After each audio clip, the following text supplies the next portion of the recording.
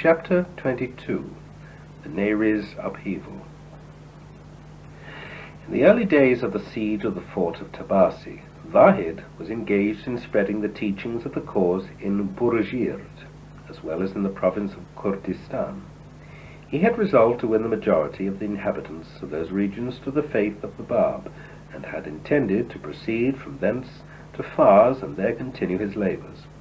As soon as he heard of Mullah Hussein's departure from Mazindaran, he hastened to the capital and undertook the necessary preparations for his journey to the fort of Tabasi. He was preparing to leave when Baha'u'llah arrived from Mazindaran and informed him of the impossibility of joining his brethren. He was greatly saddened at this news, and his only consolation in those days was to visit Baha'u'llah frequently and to obtain the benefit of his wise and priceless counsels. Vahid eventually determined to proceed to Qazvin and to resume the work in which he had been engaged. From thence he left for Qum and Kashan, where he met his fellow disciples and was able to stimulate their enthusiasm and reinforce their efforts. He continued his journey to Isfahan, to Artistan and Ardikan, and in each of these cities he proclaimed with zest and fearlessness the fundamental teachings of his master, and succeeded in winning over a considerable number of able supporters to the cause. He reached Yazd in time to celebrate the festivities of Nowruz with his brethren, who expressed their joy at his arrival and were greatly encouraged by his presence among them. Being a man of renowned influence, he possessed, in addition to his house in Yazd, where his wife and her 4 sons had settled, a home in Darab, which was the abode of his ancestors, and another one in NAYRIZ, which was superbly furnished. He arrived at Yazd on the first day of the month of Jamadi UPHEAVAL in the year AH 1266, AD 1850, the 5th day of which, the anniversary of the Bab's declaration, coincided with the feast of Nowruz. The leading ulamas and notables of the city all came on that day to greet him and to offer their best wishes. Nawab-i Razavi, the meanest and most prominent among his adversaries, was present on that occasion, and maliciously hinted at the extravagance and splendor of that reception. The Shah's imperial banquet, he was heard to remark, can scarcely hope to rival the sumptuous repast you have spread before us. I suspect that in addition to this national festival, which today we are celebrating, you commemorate another one besides it. Vahid's bold and sarcastic retort provoked the laughter of those who were present.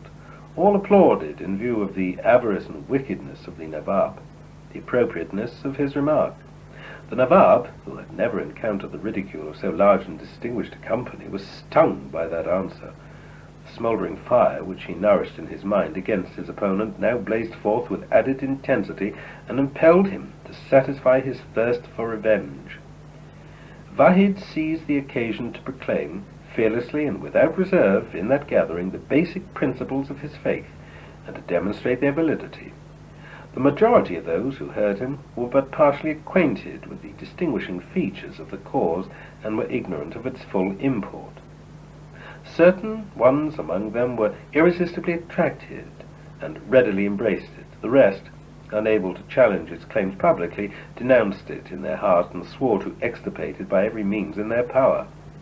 His eloquence and fearless exposition of the truth inflamed their hostility and strengthened their determination to seek without delay the overthrow of his influence.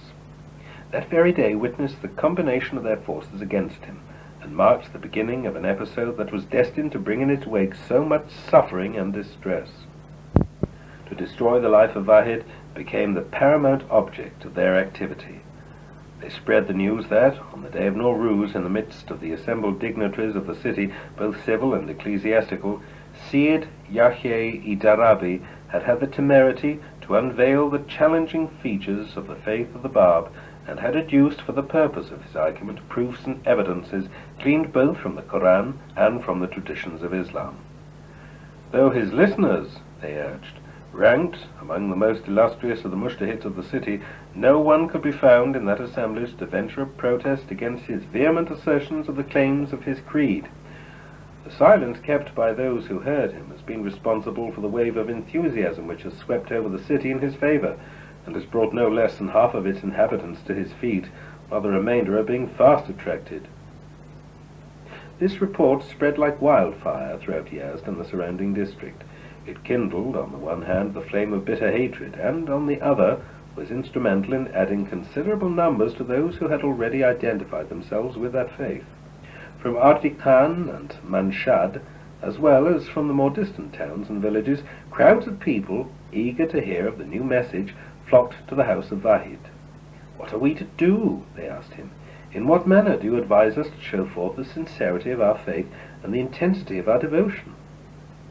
From morning till night, Vahid was absorbed in resolving their perplexities and in directing their steps in the path of service. For 40 days this feverish activity persisted on the part of his zealous supporters, both men and women. His house had become the rallying center of an innumerable host of devotees who yearned to demonstrate worthily the spirit of the faith that had fired their souls. The commotion that ensued provided the Nawab-i-Razavi with a fresh pretext for enlisting the support of the governor of the city, whose name was Akka Khan, who was young and inexperienced in the affairs of state in his efforts against his adversary. He soon fell a victim to the intrigues and machinations of that evil plotter, who succeeded in inducing him to dispatch a force of armed men to besiege the house of Vahid. While a regiment of the army was proceeding to that spot, a mob composed of the degraded elements of the city were, at the instigation of the Nawab, directing their steps towards that same place, determined by their threats and imprecations to intimidate its occupants. Though hemmed in by hostile forces on every side, Vahid continued from the window of the upper floor of his house to animate the zeal of his supporters and to clarify whatever remained obscure in their minds. At the sight of a whole regiment reinforced by an infuriated mob preparing to attack them, they turned to Vahid in their distress and begged him to direct their steps. "This very sword that lies before me," was his answer, as he remained seated beside the window, "was given to me by the Qaim himself. God knows, had I been authorized by him to wage holy warfare against this people, I would alone and unaided have annihilated their forces. I am, however, commanded to refrain from such an act. This very steed," he added, as his eyes fell upon the horse which his servant Hassan had saddled and brought to the front of his house, "the late Mohammed Shah gave me, that with it I might undertake the mission with which he entrusted me of conducting an impartial investigation into the nature of the faith proclaimed by the Sayyidi Bab. He asked me to report personally to him the results of my inquiry, inasmuch as I was the only one among the ecclesiastical leaders of Tehran in whom he could repose implicit confidence. I undertook that mission with the firm resolution of confuting the arguments of that Sayyid, of inducing him to abandon his ideas and to acknowledge my leadership, and of conducting him with me to Tehran as a witness to the triumph I was to achieve. When I came into his presence, however, and heard his words, the opposite of that which I had imagined took place.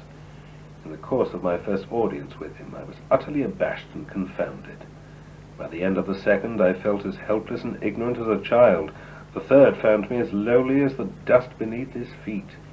He had indeed ceased to be the contemptible Seer I had previously imagined. To me, he was the manifestation of God himself, the living embodiment of the divine spirit. Ever since that day I have yearned to lay down my life for his sake. I rejoice that the day I have longed to witness is fast approaching." Seeing the agitation that had seized his friends, he exhorted them to be calm and patient, and to rest assured that the omnipotent avenger would ere long inflict with his own invisible hand a crushing defeat upon the forces arrayed against his loved ones. No sooner had he uttered these words than the news arrived that a certain Muhammad Abdullah, whom no one suspected of being still alive, had suddenly emerged with a number of his comrades, who had likewise disappeared from sight, and raising the cry of "Ya Sahib uz Saman," had flung themselves upon their assailants and dispersed their forces. He displayed such courage that the whole detachment, abandoning their arms, had sought refuge together with the governor in the fort of Narin. That night Muhammad Abdullah asked to be introduced into the presence of Vahid. He assured him of his faith in the cause, and acquainted him with the plans he had conceived of subjugating the enemy. Although your intervention, Vahid replied, has today averted from this house the danger of an unforeseen calamity, yet you must recognize that until now our contest with these people was limited to an argument centering around the revelation of the Sahib-uz-Zaman. The Nawab, however, will henceforth be induced to instigate the people against us, and will contend that I have arisen to establish my undisputed sovereignty over the entire province, and intend to extend over it the whole of Persia. Vahid advised him to leave the city immediately, and to commit him to the care and protection of the Almighty.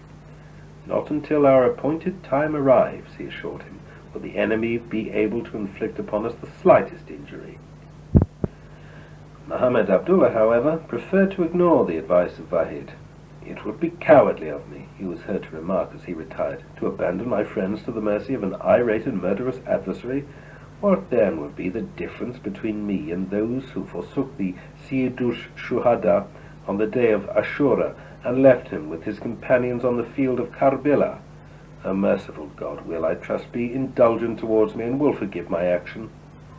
2 footnotes here of the Sayyidush Shuhada, the Imam Hussein, and Ashura, the 10th of Muharram, the day on which the Imam Hussein was martyred. With these words he directed his steps towards the fort of Narin, and compelled the forces that had massed in its vicinity to seek an inglorious refuge within the walls of the fort, and succeeded in keeping the governor confined along with those who were besieged. He himself kept watch, ready to intercept whatever reinforcements might seek to reach them. Meanwhile, the Nawab had succeeded in raising a general upheaval in which the mass of the inhabitants took part. They were preparing to attack the house of Vahid when he summoned Syed Abdul Azim-i Qui, surnamed the Syed-i Khaldar, who had participated for a few days in the defense of the fort of Tabasi, and whose dignity of bearing attracted widespread attention, and bade him mount his own steed and address publicly through the streets and bazaars an appeal on his behalf to the entire populace, and urge them to embrace the cause of the Sahib-uz-Zaman. Let them know, he added, that I disclaim any intention of waging holy warfare against them. Let them be warned, however, that if they persist in besieging my house and continue their attacks upon me in utter defiance of my position and lineage, I shall be constrained, as a measure of self-defense, to resist and disperse their forces. If they choose to reject my counsel and yield to the whisperings of the crafty Nawab, I will order 7 of my companions to repulse their forces shamefully, and to crush their hopes.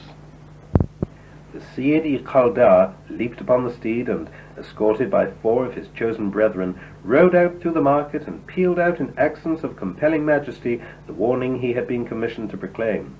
Not content with the message with which he had been entrusted, he ventured to add, in his own inimitable manner, a few words by which he sought to heighten the effect which the proclamation had produced. "Beware," he thundered, "if you despise our plea, my lifted voice, I warn you, will prove sufficient to cause the very walls of your fort to tremble, and the strength of my arm will be capable of breaking down the resistance of its gates." His stentorian voice rang out like a trumpet, and diffused consternation in the hearts of those who heard it. With one voice the affrighted population declared their intention to lay down their sword and cease to molest Vahid, whose lineage, they said, they would henceforth recognize and respect. Constrained by the blank refusal of the people to fight against Vahid, the Nawab induced them to direct their attack against Muhammad Abdullah and his comrades, who were stationed in the neighborhood of the fort. The clash of these forces induced the governor to sally from his refuge and to instruct the besieged detachment to join hands with those who had been recruited by the Nawab. Muhammad Abdullah had begun to disperse the mob that had rushed forth from the city against him, when he was suddenly assailed by the fire which the troops opened upon him by the order of the governor. A bullet struck his foot. The enemy followed him to that house, fully determined to seize and slay him. The clamour of the people that had massed around his house compelled Vahid to order Mullah Muhammad Rizai-i Manshadi, one of the most enlightened ulamas of Manshad, who had discarded his turban and offered himself as his doorkeeper, to sally forth, and with the aid of his 6 companions, whom he would choose, to scatter their forces. "Let each one of you raise his voice," he commanded them, "and repeat 7 times the words Allahu Akbar, and on your 7th invocation spring forward at one and the same moment into the midst of your assailants. Allahu Akbar means God is the most great. Mullah Muhammad Riza, whom Baha'u'llah had named Razar Ruh, sprang to his feet and with his companions straightway proceeded to fulfill the instructions he had received. Those who accompanied him, though frail of form and inexperienced in the art of swordsmanship, were fired with a faith that made them the terror of their adversaries. 7 of the most redoubtable among the enemy perished that day, which was the 27th of the month of Jamadi Thani, the 10th of May, AD 1850. No sooner had we routed the enemy, Mullah Muhammad Riza related, and returned to the house of Wahid, and we found Muhammad Abdullah lying wounded before us. He was carried to our leader, and partook of the food with which the latter had been served. Afterwards he was borne to a hiding place, where he remained concealed until he recovered from his wound. Eventually he was seized and slain by the enemy. That very night Wahid bade his companions disperse and exercise the utmost vigilance to secure their safety. He advised his wife to remove, with her children and all their belongings, to the home of her father, and to leave behind whatever was his personal property.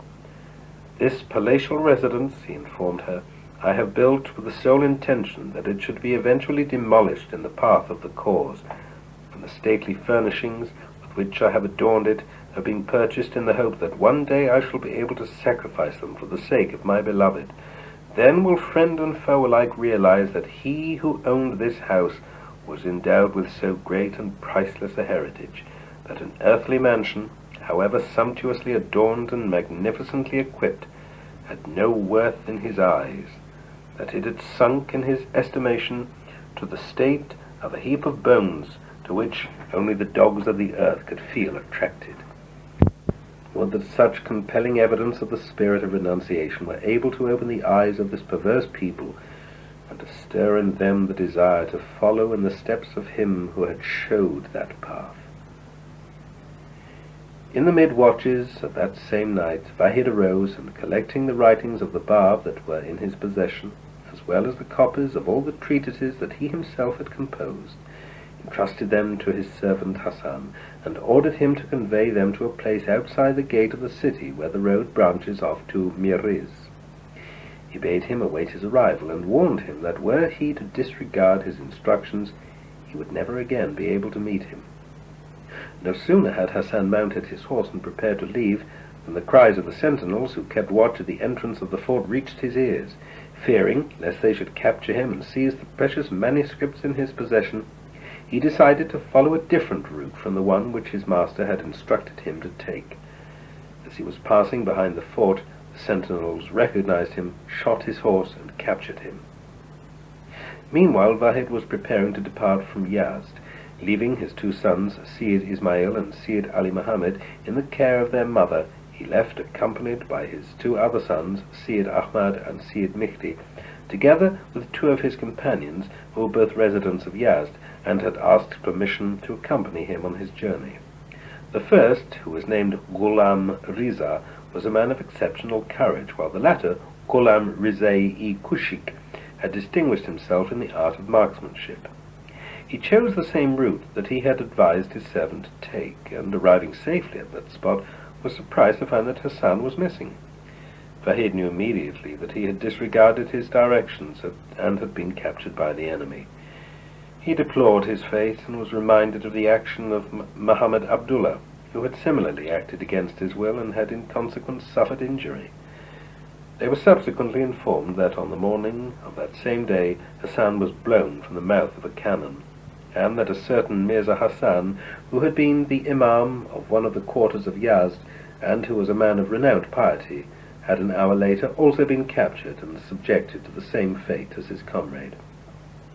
A footnote here says, "When they would have bound him with his back towards the gun, he said," and this is Hassan, "Bind me, I pray you, with my face towards the gun, that I may see it fired."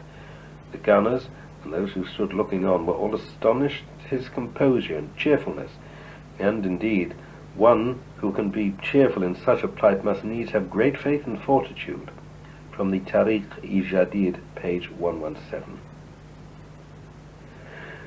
The departure of Vahid from Yazd roused the enemy to fresh exertions. They rushed to his house, plundered his possessions, and demolished it completely. He himself was meanwhile directing his steps towards NAYRIZ.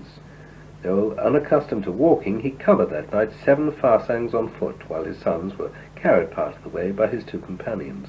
In the course of the ensuing day he concealed himself within the recess of a neighbouring mountain. As soon as his brother, who resided in that vicinity, and entertained a deep affection for him, was informed of his arrival, he secretly dispatched to him whatever provisions he required. That same day a body of the governor's mounted attendants, who had set out in pursuit of Vahid, arrived at that village, searched the house of his brother, where they suspected that he was concealed, and appropriated a large amount of his property. Unable to find him, they retraced their steps to Yazd. Vahid, in the meantime, made his way through the mountains until he reached the district of Baha'I. Most of its inhabitants, who were numbered among his fervent admirers, readily embraced the cause, among whom was a well-known Hajid Sid Ismail, the Sheikhul Islam of Babanat. A considerable number of these people accompanied him as far as the village of Fasar, where the inhabitants refused to respond to the message which he invited them to follow.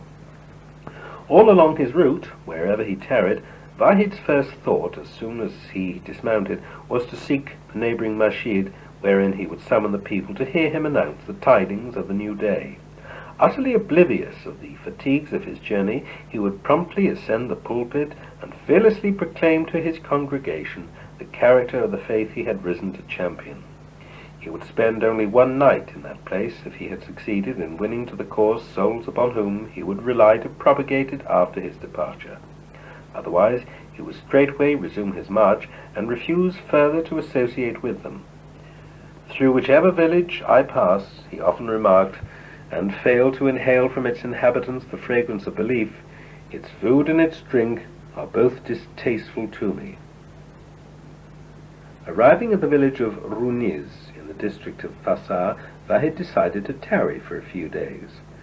Those hearts which he found receptive to his call he strove to attract and to inflame with the fire of God's love. As soon as the news of his arrival reached NAYRIZ, the entire population of the Shinar Sukti quarter hastened out to meet him. People from other quarters likewise, impelled by their love and admiration for him, decided to join them. Fearing lest Zainul Abidin Khan, the governor of NAYRIZ, should object to their visit, the majority of them set out at night. From the quarter of Shinar Sukti alone, more than 100 students, preceded by their leader Haji Sheikh Abdul Ali, the father-in-law of Vahid, and a judge of recognized standing throughout that district, were moved to join a number of the most distinguished among the notables of NAYRIZ in greeting the expected visitor ere his arrival at their town. Among these figured Mullah Abdul Hussein, a venerable man of 80 who was highly esteemed for his piety and learning, Mullah Bakir, who was the imam of the Shinar Sukti quarter, Mirza Hussein-i Qutb, the Kadkuda of the Bazar quarter, and all his relatives, Mirza Abdul Qasim, a relative of the governor, Haji Muhammad Taqi, who has been mentioned by Baha'u'llah in the Suri-i Ayub, together with his son-in-law, Mirza Nawra and Mirza Ali Riza, both of the Sadat quarter. All of these, some by day and others by night, went as far as the village of Runiz in order to extend their welcome to the visitor, and to assure him of their unalterable devotion. Although the Bab had revealed a general tablet addressed specially to those who had newly embraced his cause in NAYRIZ, yet its recipients remained ignorant of its significance and fundamental principles. It was given to Vahid to enlighten them regarding its true purpose and set forth its distinguishing features. No sooner had Zainul Abidin Khan been made aware of the considerable exodus that had taken place for the purpose of welcoming the arrival of Vahid than he dispatched a special messenger to overtake and inform those who had already departed of his determination to take the life, capture the wives, and confiscate the property of everyone who persisted in giving allegiance to him. Not one of those who departed heeded the warning, but rather did they cling still more passionately to their leader. Their unyielding determination and disdainful neglect of his messenger filled the governor with dismay. Fearful lest these should arise against him, he decided to transfer his residence to the village of Kutre, where his original home had been, and which lay at a distance of 8 farsangs from NAYRIZ. He chose that village because in its vicinity there stood a massive fortress which he could utilize as a place of refuge in case of danger. He was, moreover, assured that its inhabitants were trained in the art of marksmanship and could be relied upon whenever summoned to defend him. Vahid had meanwhile left Runiz for the shrine of Pir Murad, which was situated outside the village of Istabanat. Despite the interdiction pronounced by the ulamas of that village against his admittance, no less than 20 of its inhabitants went out to welcome him and accompanied him as far as NAYRIZ. When they arrived in the forenoon of the 15th of Rajab, the 27th of May, AD 1850, the first thing Vahid did, as soon as he reached his native quarter of Chinar Sukti, even before going to his own house, was to enter the masjid and summon the congregation that had gathered to acknowledge and embrace the message of the Bab.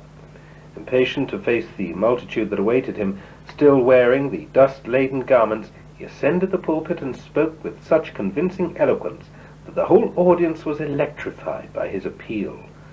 No less than 1,000 persons, all natives of the Chinar Sukti quarter, and 500 others from other sections of NAYRIZ, all of whom had thronged the building, spontaneously responded, "We have heard and we obey," cried with unrestrained enthusiasm the jubilant multitude as they came forward to assure him of their homage and gratitude.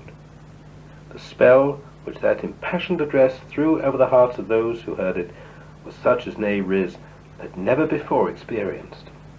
My sole purpose, Vahid went on, explaining to his audience, as soon as the first flush of excitement had subsided, in coming to NAYRIZ, is to proclaim the cause of God. I thank and glorify him for having enabled me to touch your hearts with his message.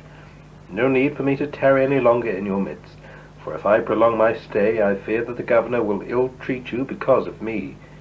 He may seek reinforcement from Shiraz and destroy your homes and subject you to untold indignities.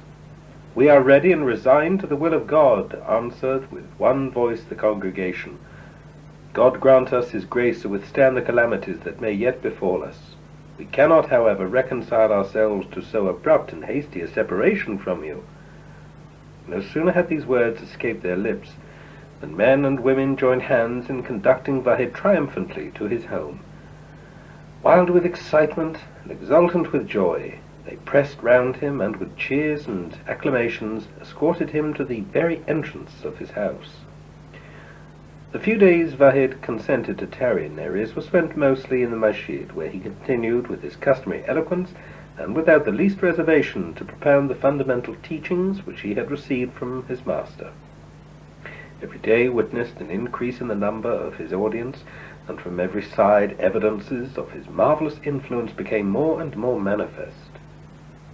The fascination which he exerted over the people could not fail to fan to fury the dormant hostility of Zainul Abidin Khan.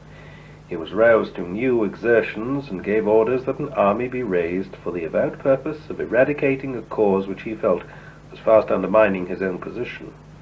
He soon succeeded in recruiting about 1,000 men, consisting of both cavalry and infantry, all of whom were well trained in the art of warfare and were equipped with an ample store of munitions.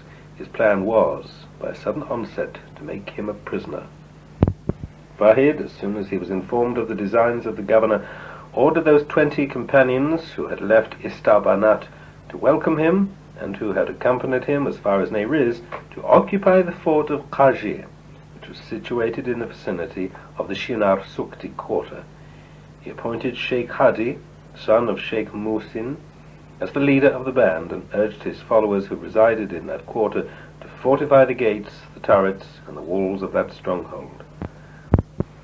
The governor had meanwhile transferred his seat to his own house in the bazaar quarter. The force he had raised accompanied him and occupied the fort situated in its vicinity. Its towers and walls, which he began to reinforce, overlooked the whole town. Having compelled Syed Abu Talib, the Qadquda of that quarter, and one of the companions of Vahid to evacuate his house, he fortified its roof, and stationing upon it a number of his men, under the command of Muhammad Ali Khan, he gave orders to open fire upon his adversary. The first to suffer was that same Mullah Abdul Hussein, who, despite his advanced age, had walked out to welcome Vahid. He was offering his prayer on the roof of his house when a bullet struck his right foot, causing him to bleed profusely. That cruel blow evoked the sympathy of Vahid, who hastened in a written message to the sufferer to express his grief at the injury he had sustained, and to cheer him with the thought that he, at this advanced stage of his life, was the first to be chosen to fall a victim in the path of the cause. The suddenness of the attack dismayed a number of the companions, who had hastily embraced the message, and had failed to appreciate its full meaning. Their faith was so severely shaken that a few were induced, in the dead of night, to separate themselves from their companions and join forces with the enemy. Vahid had no sooner been informed of their action than he arose at the hour of dawn, and, mounting his steed, and accompanied by a number of his supporters, rode out to the fort of Qajri, where he fixed his residence. His arrival was the signal for a fresh attack upon him. Zainul Abidin Khan immediately dispatched his elder brother, Ali Asghar Khan, together with 1,000 men, all armed and well trained, to lay siege to that fort, in which 72 companions had already taken shelter. At the hour of sunrise, a certain number of them, acting in accordance with the instructions of Vahid, sallied forth, and with extraordinary rapidity forced the besiegers to disperse. No more than 3 of the companions met their death in the course of that encounter. The first was Tajuddin, a man renowned for his fearlessness, whose business was the manufacture of the woolen kulla. The second was Zainil, son of Iskandar, who was an agriculturalist by profession. The third was Mirza Abul Qasim, who was a man of distinguished merit. This complete and sudden rout aroused the apprehensions of Prince Firuz Mirza, the Nusratud Dawli, governor of Shiraz, who gave orders for the prompt extermination of the occupants of the fort. Zainul Abidin Khan dispatched one of the prince's attendants to Vahid, urging him, in view of the strained relations between them, to depart from NAYRIZ, in the hope that the mischief that had been kindled might soon be extinguished. "Tell him," replied Vahid, "that my 2 children, together with their 2 attendants, are all the company I have with me. If my presence in this town will cause mischief, I am willing to depart. Why is it that instead of according us the welcome which befits the descendant of the Prophet, he has deprived us of water, and has incited his men to besiege and attack us? If he persists in denying us the necessities of life, I warn him that 7 of my companions, whom he regards as the most contemptible among men, will inflict upon his combined forces a humiliating defeat." Finding that Zainul Abidin Khan ignored his warning, Vahid ordered his companions to emerge from the fort and punish their assailants. With admirable courage and confidence, they succeeded, though extremely young in years and utterly inexperienced in the use of arms, in demoralizing a trained and organized army. Ali Asghar Khan himself perished, and 2 of his sons were captured. Zainul Abidin Khan disgracefully retreated, with what still remained of his scattered forces, to the village of Kutri, acquainted the prince with the gravity of the situation, and begged him to send immediate reinforcements, stressing in particular the need for heavy artillery and a large detachment of both infantry and cavalry. Vahid, on his part, finding that the enemy was bent on their extermination, gave orders that the defences of the fort be strengthened, that a water system be constructed within its enclosure, and that the tents they had carried away be pitched outside its gates. That day certain of his companions had assigned to them special functions and duties. Kabelai Mirza Muhammad was made the gatekeeper of the fort, Sheikh Yusuf, custodian of the funds, Kabelai Muhammad, son of Shamsuddin, the superintendent of the gardens adjoining the fort and its barricades. Mirza Ahmad, the uncle of Ali Isa Dar, was appointed the officer in charge of the tower of the mill, known by the name of Chinar, situated in the vicinity of the fort. Sheikh-e Shivikash to be the executioner. Mirza Muhammad Jafar, cousin of Zainul Abidin Khan, the chronicler, Mirza Fadlullah, as the reader of these records, Mashhadi Taqi Bakal, to be the jailer, Haji Muhammad Taqi, the registrar, and Ghulam Rize-e Yazdi, to be the captain of the forces. In addition to the 72 companions who were with him within the fort and had accompanied him from Banat to NAYRIZ, Wahid was induced, at the instance of Sayyid Jafar Yazdi, a well-known divine, and Sheikh Abdul Ali, Wahid's father-in-law, to admit to the fort a number of the residents of the Bazaar quarter, together with several of his own kindred. Zayn al-Abidin Khan again renewed his appeal to the prince, and enclosed this time with his petition, which pleaded for urgent and adequate reinforcements, the sum of 5,000 tumans as his personal gift to him. He entrusted his letter to one of his intimate friends, Mullah Bakir, allowed him to mount his own steed, and instructed him to deliver it in person to the prince. He chose him for his intrepidity, his fluency of speech and tactfulness. Mullah Bakir took an unfrequented route, and after a day's journey reached a place called Hudashtak, in the neighborhood of which was a fort around which tribes who roved the country sometimes pitched their tents. Mullah Bakir dismounted near one of these tents, and whilst he was talking with its occupants, Haji Sid Ismail, the Sheikhul Islam of Babanat, arrived. He had obtained leave from Wahid to proceed to his native village on some urgent affair, and to return immediately to NAYRIZ. After his lunch he saw that a richly caparisoned horse was tethered to the ropes of one of the neighbouring tents. Being informed that it belonged to one of the friends of Zayn al-Abidin Khan, who had arrived from NAYRIZ and was on his way to Shiraz, Haji Sid Ismail, who was a man of exceptional courage, immediately went to that tent, mounted the horse, and unsheathing his sword, sternly spoke these words to the owner of the tent, with whom Mullah Bakir was still conversing: "Arrest this scoundrel who has fled from before the face of the Sahibuz Zaman. Tie his hands and deliver him to me." Affrighted by the words and manner of Haji Mullah Ismail, the occupants of the tent immediately obeyed. They bound his hands and delivered the rope with which they had tied him to Haji Sayyid Ismail, who spurred on his charger in the direction of NAYRIZ, and compelled his captive to follow him. At a distance of 2 farsangs from that town, he reached the village of Rastak, and delivered his captive into the hands of its Kadkuda, whose name was Haji Akbar, urging that he be conducted into the presence of Wahid. When brought before him, the latter inquired as to the purpose of his journey to Shiraz, to which he gave a frank and detailed reply. Though Wahid was willing to forgive him, yet Mullah Bakir, by reason of his attitude towards him, was eventually put to death at the hands of the companions. Zayn al-Abidin Khan, far from relaxing in his determination to solicit the aid he needed from Shiraz, appealed this time with increased vehemence to the prince, begging him to redouble his efforts for the extermination of what he regarded as the gravest menace to the security of his province. Not content with his earnest entreaty, he dispatched to Shiraz a number of his trusted men, whom he loaded with presents for the prince, hoping thereby to induce him to act with promptness.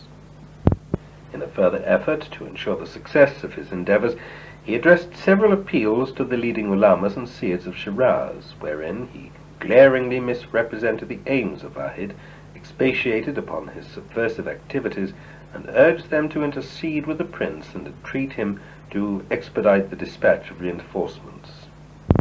The prince readily granted their request. He instructed Abdullah Khan, the Shuja-ul Mulk, to set out at once for NAYRIZ, accompanied by the Hamadani and Silakuri regiments, headed by several officers, and provided with an adequate force of artillery. He moreover instructed his representative in NAYRIZ to recruit all the able-bodied men from the surrounding district, including the villages of Istabanat, Iraj, Panj-ma-Din, Khutri, Bashni, Din Shah, Mushkan, and Rastak. To these he added the members of the tribe by the name of Vizbaklariya, whom he commanded to join the army of Zayn al-Abidin Khan. An innumerable host suddenly surrounded the fort in which Wahid and his companions were besieged, and began to dig trenches around it, and to set up barricades along these trenches. No sooner was the work accomplished, than they opened fire on them. A bullet struck the horse on which one of Wahid's attendants was riding as he was keeping watch on the gate. Another bullet followed immediately upon the first, and penetrated the turret above that gate. In the course of that bombardment, one of the companions, aiming with his rifle at one of the officers in charge of the artillery, shot him dead instantly, as a result of which the roar of the guns was immediately silenced. The assailants meanwhile retreated and hid themselves within their trenches. That night, neither the besieged nor those who attacked them ventured to sally forth from their places of shelter. The second night, however, Vahid summoned Ghulam Rizai-i-Yazdi and instructed him, together with 14 of his companions, to sally forth from the fort and drive off the enemy. Those who were called upon to perform that task were for the most part of advanced age, whom no one would have thought capable of bearing the brunt of so fierce a struggle. Among them was a shoemaker who, though more than 90 years of age, showed such enthusiasm and vigor as no youth could hope to exceed. The rest of the 14 were mere lads, as yet wholly unprepared to face the perils and endure the strain which such a sally entailed. Age, however, to those heroes whom a dauntless will and an immovable confidence in the high destiny of their cause had wholly transformed, mattered but little. They were instructed by their leader to divide immediately after they left the cover of the fort, and raising simultaneously the cry of Allahu Akbar, to spring into the midst of the enemy. No sooner had the signal been given than they rose and, hurrying to their steeds and rifles, marched out of the gate of the fort.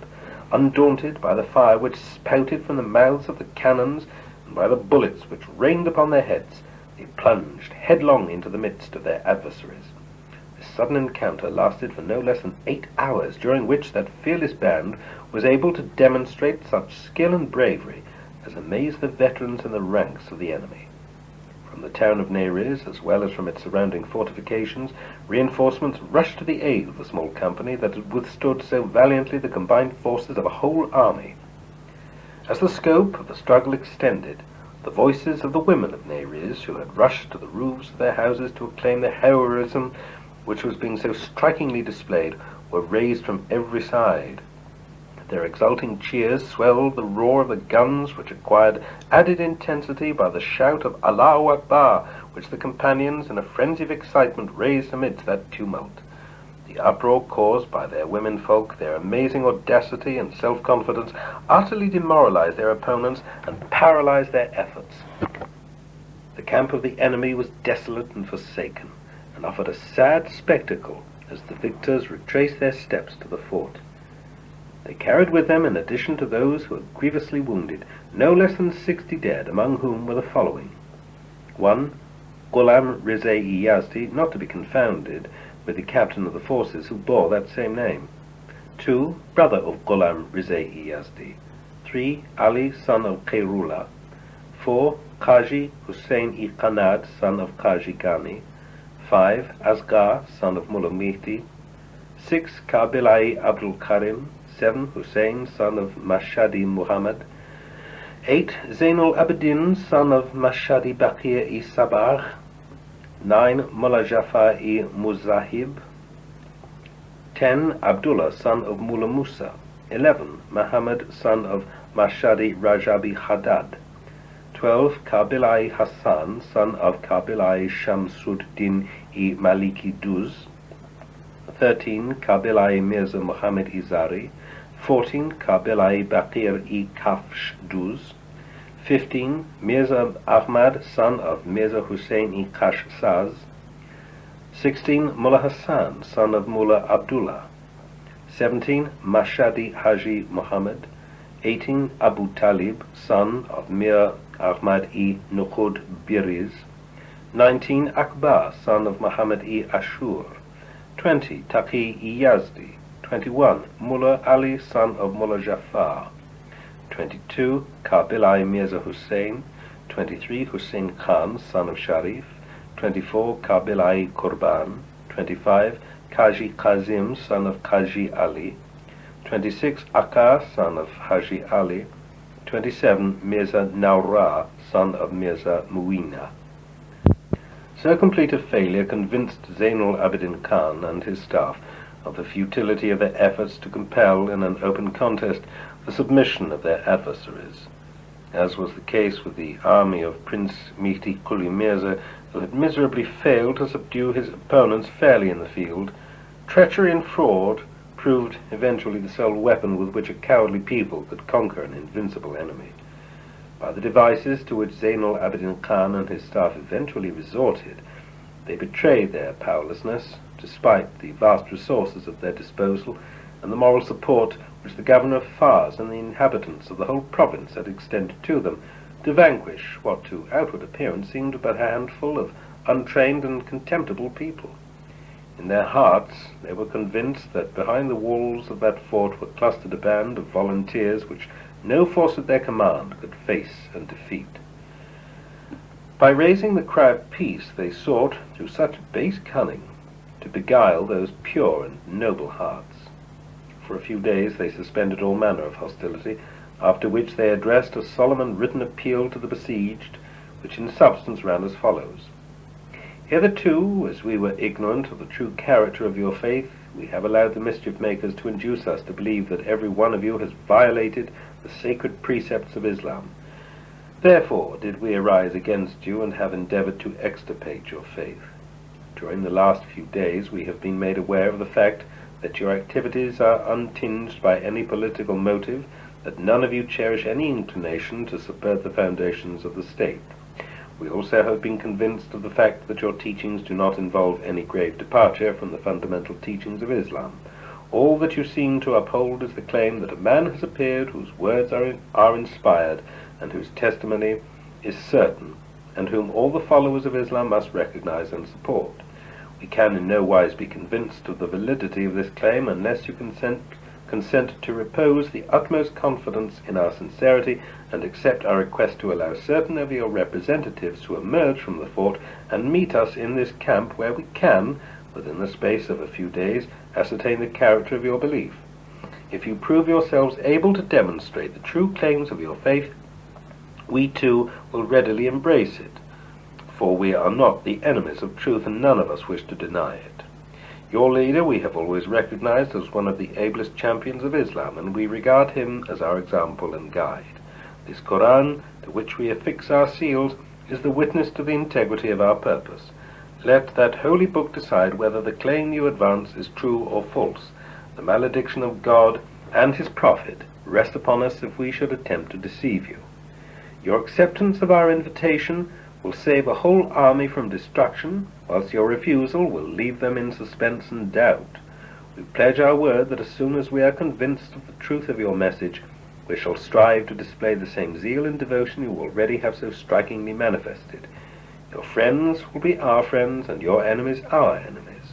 Whatever your leader may choose to command, the same we pledge ourselves to obey. On the other hand, if we fail to be convinced of the truth of your claim, we solemnly promise that we shall in no wise interfere with your safe return to the fort, and shall be willing to resume our contest against you. We entreat you to refuse to shed more blood before attempting to establish the truth of your cause. Fahid received the Koran with great reverence and kissed it devoutly. Our appointed hour has struck, he remarked. Our acceptance of their invitation will surely make them feel the baseness of their treachery. Though I am well aware of their designs, he added as he turned to his companions, I feel it my duty to accept their call and take the opportunity to attempt once again to unfold the verities of my beloved faith. He bade them continue to discharge their duties and place no reliance whatever on what their adversaries might profess to believe. He, moreover, ordered them to suspend all manner of hostilities until further notice from him. With these words he bade farewell to his companions, and accompanied by 5 attendants, among whom were Mullah Ali-i Muzahib and the treacherous Haji Sid Abid, set out for the camp of the enemy. Zainul Abidin Khan, accompanied by Shuja-ul Mulk and all the members of his staff, came out to welcome him. They ceremoniously received him, conducted him to a tent that had been specially pitched for his reception, and introduced him to the rest of the officers. He seated himself upon a chair, while the rest of the company, with the exception of Zainul Abidin Khan, Shuja-ul Mulk, and another officer whom he motioned to be seated, all stood before him. The words in which he addressed them were such that even a stone-hearted man could not fail to feel their power. Baha'u'llah, in the Suri-i-Sabr, has immortalized that noble appeal and revealed the full measure of its significance. "I am come to you," Baha'I declared, "armed with the testimony with which my Lord has entrusted me. Am I not a descendant of the Prophet of God? Wherefore should you have risen to slay me? For what reason have you pronounced my death sentence and refused to recognize the undoubted rights with which my lineage has invested me?" The majesty of his bearing, combined with his penetrating eloquence, confounded his hearers. For 3 days and 3 nights they lavishly entertained him and treated him with marked respect. In their congregational prayer they invariably followed his lead and attentively listened to his discourse. Though outwardly they seemed to be bowing to his will, yet they were secretly plotting against his life, and were conspiring to exterminate the remnant of his companions. They knew full well that, were they to inflict upon him the least injury while his companions remained entrenched behind the walls of their fort, they would be exposing themselves to a peril still greater than the one they had already been compelled to face. They trembled at the fury and vengeance of their women no less than at the bravery and skill of their men. They realized that all the resources of the enemy had been powerless to subdue a handful of immature lads and decrepit old men. Nothing short of a bold and well-conceived stratagem would ensure their ultimate victory. The fear that filled their hearts was to a great extent inspired by the words of Zainul Abidin Khan, who with unrelaxing determination sought to maintain undiminished the hatred with which he had inflamed their souls. Vahid's repeated exhortations had aroused his apprehensions lest he should succeed by the magic of his words in inducing them to transfer their allegiance to so eloquent an opponent. Zainul Abidin Khan and his friends at last decided to request Vahid to address in his own handwriting a message to his companions who were still within the fort, to inform them that an amicable settlement of their differences had been effected, and to urge them either to join him at the headquarters of the army or to return to their homes. Though reluctant to give his consent to such a request, Vahid was eventually forced to submit. In addition to this message, he confidentially informed his companions in a second letter of the evil designs of the enemy and warned them not to allow themselves to be deceived. He entrusted both letters to Haji Sayyid Abid, instructing him to destroy the former and deliver the latter to his companions. He charged him, moreover, to urge them to choose the ablest among their number and to sally forth in the dead of night and scatter the forces of the enemy. No sooner had Haji Sayyid Abid received these directions than he treacherously communicated them to Zainul Abidin Khan. The latter immediately sought to induce him to urge the occupants of the fort, in the name of their leader, to disperse, promising that he would in return abundantly reward him. The disloyal messenger delivered the first letter to Vahid's companions and informed them that their leader had succeeded in winning over to his faith the entire army, and that in view of this conversion he had advised them to leave for their homes. Though extremely bewildered by such a message, the companions felt unable to disregard the wishes Vahid had so clearly expressed. They reluctantly dispersed, leaving all the fortifications unguarded. Obedient to the commands written by their leader, several of them discarded their arms and directed their steps towards NAYRIZ. Zainul Abidin Khan, anticipating the immediate evacuation of the fort, dispatched a detachment of his forces to intercept their entry into the town. They were soon encompassed by a multitude of armed men who were being continually reinforced from the army's headquarters. Finding themselves thus unexpectedly hemmed in, they determined by every means in their power to repulse the attack and gain the Masjid-i-Jami as swiftly as possible. By the aid of swords and rifles, which some of them were carrying, others with sticks and stones only, they sought to force their way to the town. The cry, "Allahu Akbar," rose again, fiercer and more compelling than ever. A few among them suffered martyrdom as they forced their way through the ranks of their treacherous assailants. The rest, though wounded and harassed by fresh reinforcements which had beset them from every side, eventually succeeded in attaining the shelter of the Masjid. Meanwhile, the notorious Mullah Hassan, the son of Mullah Muhammad Ali, an officer in the army of Zainul Abidin Khan, succeeded, together with his men, in outdistancing his opponents and, concealing himself in one of the minarets of that masjid, lay in wait for the fugitives. No sooner had the scattered band approached the masjid than he opened fire upon them. A certain Mullah Hussein recognized him, and raising the cry of "Allahu Akbar," scaled the minaret, aimed his rifle at that cowardly officer and hurled him to the ground. His friends carried him away to a place where he was enabled to recover from his wound. The companions, unable any longer to obtain shelter in the masjid, were compelled to hide in whatever place of safety they could find, until such time as they might ascertain the fate of their leader. Their first thought, after their betrayal, was to seek his presence and follow whatever instructions he might wish to give them.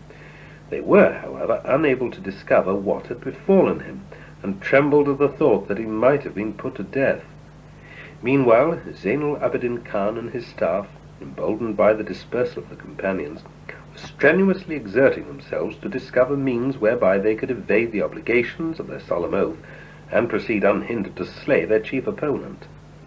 They endeavored by some specious device to set aside their sacred promises and to hasten the fulfillment of a long-cherished desire.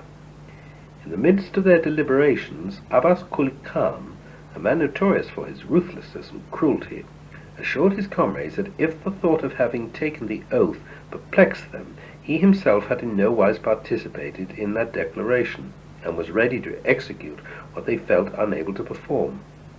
"I can arrest at any time," he burst forth in a fit of indignation, "and put to death whomsoever I deem guilty of having violated the laws of the land."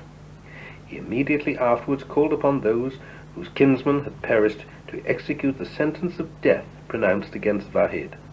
The first to present himself was Mullah Riza, whose brother, Mullah Bakir, had been captured by the Sheikh-ul-Islam of Babanat. The next was a man named Safar, whose brother Shaban had perished. The third was Akhar Khan, whose father, Ali Asghar Khan, elder brother of Zainul Abidin Khan, had suffered the same fate. In their eagerness to carry out the suggestion of Abbas Quli Khan, these men snatched the turban from the head of Vahid, wound it around his neck, and binding him to a horse, dragged him ignominiously through the streets. The indignities that were heaped upon him reminded those who witnessed that awful spectacle of the tragic end of Imam Hussein, whose body was abandoned to the mercy of an infuriated enemy, and upon which a multitude of horsemen pitilessly trampled. The women of NAYRIZ, stirred to the highest pitch of excitement by the shouts of triumph which a murderous enemy was raising, pressed from every side around the corpse, and to the accompaniment of drums and cymbals gave free vent to their feelings of unrestrained fanaticism.